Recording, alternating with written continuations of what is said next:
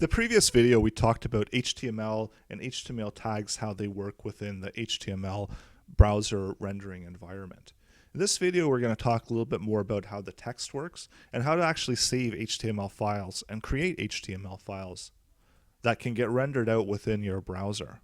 So browsers automatically understand that any code, any file that's named HTML or HTML at the end should get rendered out within a browser. So even if you have the file saved on your computer system, you should be able to click the file and simply render out the file as is through your browser.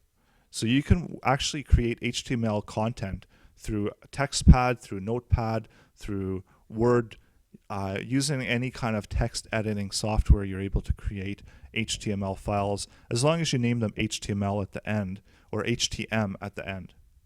Now in the previous video we had also talked about how to add tags. So here we've got some tags, and we briefly touched upon how text works within HTML.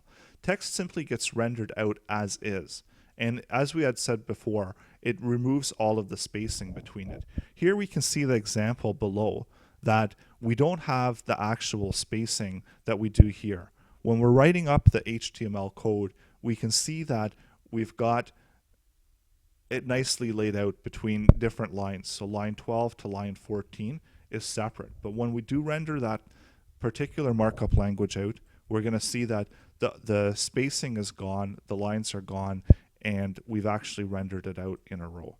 If we do want to include separate spacing between them, all we would have to do is add this particular tag, which is the line break tag.